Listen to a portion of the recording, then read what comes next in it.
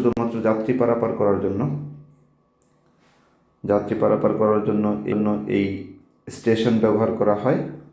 বড় বড় জাহাজ আসে এবং যারা খুব অল্প সময়ে আসতে চায় তারা স্পিড বোট করতে পারে। তো আমরা ঘোরাফেরার পর আমরা অন্য একটা স্পিড বোট স্টেশনে গিয়ে টিকিট কেটে আমরা স্পিড বোটে উঠলাম।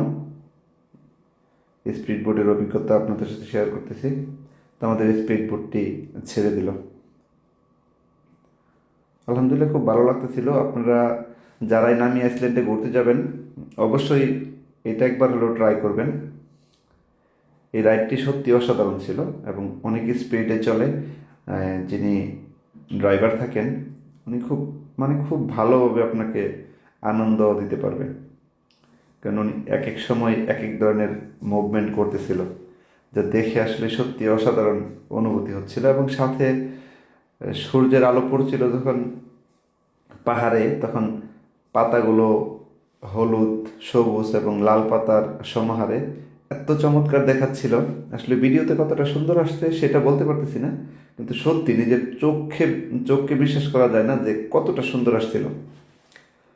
একটু স্লো মোশনে ভিডিও করলাম। জাহাজের ঢেউগুলো এত সুন্দর দেখা যায়, এই ঢেউয়ের তালে তালে স্পিড বোটটাও দোলে।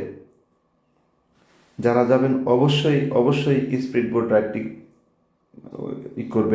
ট্রাই করবেন, অন্যরকম একটি অভিজ্ঞতা হবে।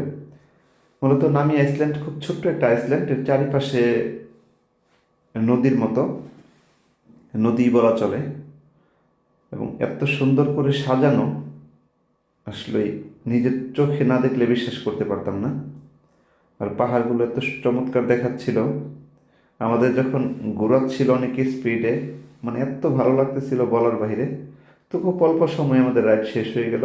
ইনশাল্লাহ আবার যখন যাব একটু সময় নিয়ে উঠবো।